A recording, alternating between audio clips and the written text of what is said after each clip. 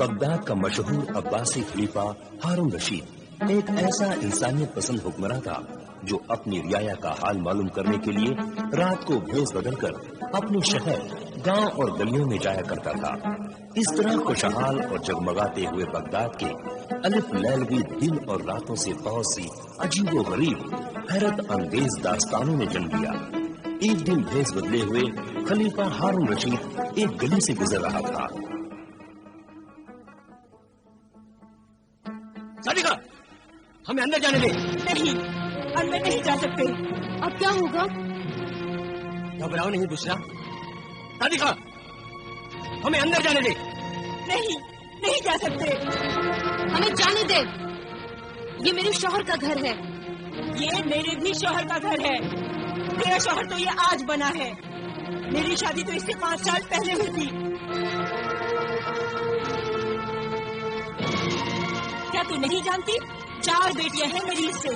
अरे हट, तमाशा न बना। हमें अंदर जाने दे। हमें हमारे घर में जाने दो सादिका। अगर तुम घर के अंदर गए तो मैं बगदाद के आदिल खलीफा हारून रशीद के पास फरियाद लेकर जाऊंगी। मैं तुम्हें वहां तक जाने नहीं दूंगा। मैं जाऊंगी, जरूर जाऊंगी, फरियाद करूंगी। अरे तेरी फरियाद सुनने के लिए उनके पास वक्त कहाँ है? वो बहुत ही मसरूफ हुक्मरान है। तेरी फजूल बातें सुनकर अपना वक्त जाया नहीं करेंगे। छोड़। मैं अपनी जान दे दूंगी और तेरी जान ले लूंगी। मगर तुझे अंदर नहीं जाने दूंगी, समझी ना? मैं तुझे अंदर नहीं जाने दूंगी। मैं घर में नहीं घुसने दूंगी। तू इस घर में नहीं आ सकती। मैं तुझे अंदर नहीं जाने दूंगी। तुझे नहीं जाने दूंगी। रुक जाओ, मैं कहता रुक जाओ। तुम लोग मत लड़ो आपस में। कौन हो तुम? मैं अमीरुल मोमिनीन खलीफा हारून रशीद का एक अदना खादिम हूँ। उन्होंने मुझे हुक्म दिया है कि तुम सब दरबार में हाजिर हो जाओ और झगड़े की वजह बयान करो।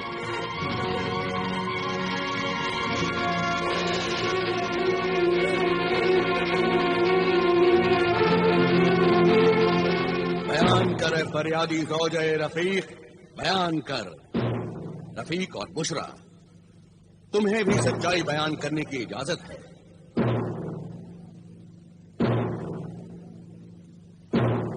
आखिर इस लड़ाई की बुनियाद क्या है? इस झगड़े की बुनियाद है दूसरी शादी। मेरे शौहर ने दूसरी शादी कर ली है। अमीरुल मोमिनीन। अमीरुल मोमिनीन, हमारे मजहब इस्लाम ने दूसरी शादी की इजाजत दी है। मगर किन हालात में दूसरी शादी की इजाजत दी है? अगर औरत बांझ हो या बच्चा पैदा करने के लायक न हो या फिर मुसलसल हमेशा बीमार रहती हो।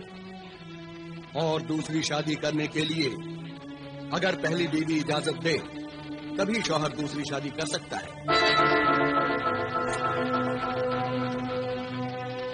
क्या तुमने अपनी दूसरी शादी करने से पहले अपनी पहली बीवी से इजाजत ली थी? जी नहीं। तो फिर तुम गुनहगार हो। तुमने अपनी पहली बीवी पर जुल्म किया है और मजहब इस्लाम को बदनाम किया है। मगर इसमें मेरा क्या कसूर है अमीरुल मोमिनीन? कसूर है हुजूर, कसूर है, बहुत बड़ा कसूर है। ये भी मेरे खाविंद के गुनाह में बराबर की शरीक है। तुमने या तुम्हारे माँ बाप ने मुझसे आकर पूछा मुझसे आकर कि मैंने अपने शौहर को दूसरी शादी की इजाजत दी है या नहीं? और अब ये जुल्म मैं बर्दाश्त कर रही हूँ अमीरुल मोमिनीन। तुम्हारा इल्जाम सही है मजलूम सादिका। आखिर तुमने दूसरी शादी क्यों की? क्योंकि इस बीवी से मेरी 4 लड़कियां पैदा हुई, इससे कोई लड़का पैदा नहीं हुआ। बेटा पैदा करना औरत के इख्तियार में नहीं है, इसका जिम्मेदार भी मर्द है। क्यों तबीब, हकीम, हाजिक और मसीहुज़्ज़मा, आपका क्या ख्याल है? आपने बिल्कुल सही फरमाया हुजूर। तिबो हिकमत की बरसों की तहकीक के बाद मुहक्किक इस नतीजे पर पहुंचे हैं कि मर्द का जो मादा जिसे कि हमल करार पाता है उसमें जिस किस्म के जरासीम ज्यादा होते हैं بچہ ویسا ہی پیدا ہوتا ہے۔ حضور، اللہ کا جو نظام ہے وہ بالکل صحیح ہے۔ بیٹیاں بھی تو انسان ہی ہوتی ہیں۔ اللہ کی قدرت کو نشانہ بنانا مرد کے کردار اور ایمان کی کمزوری ہے۔ میرے شوہر اپنی بیٹیوں کو نہ اچھا کھانے کو دیتے ہیں نہ اچھا پہننے کو دیتے ہیں، وہ انہیں بوجھ سمجھتے ہیں، وہ ان سے نفرت کرتے ہیں۔ توبہ نعوذ باللہ، اللہ تمہاری عقل پر رحم کرے۔ بیٹی سے نفرت کر کے تم جہنم میں اپنی جگہ بنا رہے ہو۔ اے گمراہ پدر، بیٹی تو اللہ کی رحمت اور رسول اللہ کا سلام ہے۔ قیامت کے دن اولاد کو باپ کے نام سے نہیں، ماں کے نام سے پکارا جائے گا۔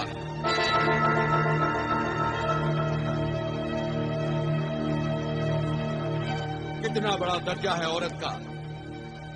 ماں کے قدموں کے نیچے ہی جنت ہے۔ یہ دنیا عورت کے لیے ہی بنائی گئی ہے۔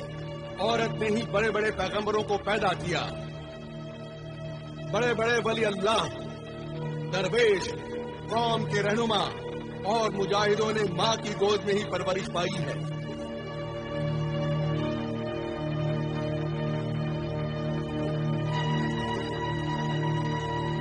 جن قوموں میں عورتوں کو تڑپایا گیا، ذلیل کیا گیا، وہ قومیں بھی ذلیل ہو کر تباہ ہو گئیں۔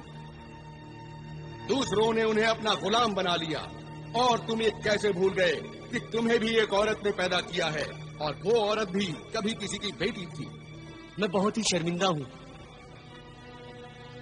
آج تک میں بیٹی کو ایک بوجھ اور وکیل سمجھتا رہا۔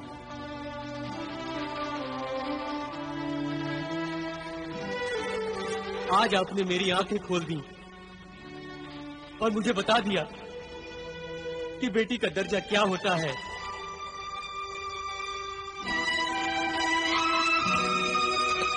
میری بچی، میں آج تک ان پر ظلم کرتا رہا، انہیں رلاتا رہا، انہیں کبھی پیار سے نہیں دیکھا۔ میری بچیاں، مجھے معاف کر دو۔ بیٹیاں تو بڑی معصوم ہوتی ہیں۔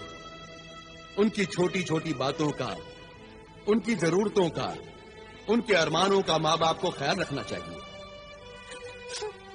افسوس تو یہ ہے کہ عورت کو خود غرض مرد نے اپنا محتاج بنا رکھا ہے۔ یہ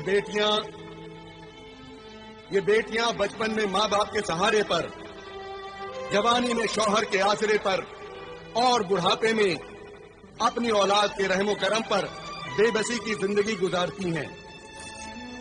اس لیے میکے کی مہمان، مسافر یہ بیٹیاں اپنے سسرال پہنچنے تک خدمت کرتی رہتی ہیں۔ اس لیے اپنی بیٹیوں کو خوب پڑھاؤ، علم و ہنر سکھاؤ، تاکہ وہ مرد کی محتاج نہ رہیں، اور بے سہارا زندگی ہونے پر عزت کی روٹی کھا سکیں۔ یاد رکھو، بیٹوں سے زیادہ بیٹیاں ہی ماں باپ سے محبت کرتی ہیں۔ مجھے معاف کر دیجئے حضور، مجھے معاف کر دیجئے۔ معافی مجھ سے نہیں، اللہ سے معافی مانگ۔ اپنی مظلوم بیوی اور معصوم بیٹیوں سے معافی مانگ، اور جا اپنی بیٹیوں کی بیٹوں کی طرح پرورش کر۔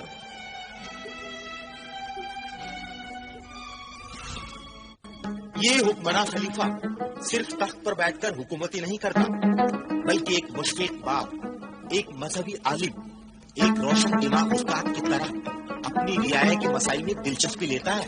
صرف دلچسپی ہی نہیں لیتا، ان کے مسائل حل کرتا ہے اور جینے کا سلیقہ سکھاتا ہے۔ یہ غریب اور امیر دونوں کا ہمدرد ہے۔ یہ سنا ہے کہ خلیفہ ہارون رشید کی بیگم عالیہ زبیدہ کو ان سے بڑی شکایت ہے کہ وہ ان کے ساتھ زیادہ وقت نہیں گزارتا۔ تعجب ہے حضور انور، آج ہماری طبیعت تھی کہ ہم آپ کے ساتھ اس نہر کے کنارے چہل قدمی کریں جو آپ نے ہمارے لیے میرے زبیدہ بنوائی ہے۔ یقیناً ہمیں بہت ہی خوشی ہوتی بیگم عالیہ، لیکن آج آپ ہمیں معاف فرمائیں۔ شام ہونے والی ہے اور ہمیں اپنا فرض ادا کرنے کے لیے محل کے باہر جانا ہوگا۔ आप जैसे फर्शनाश शौहर की बीवी होना तो हमारे लिए बाइज़ फख्र है।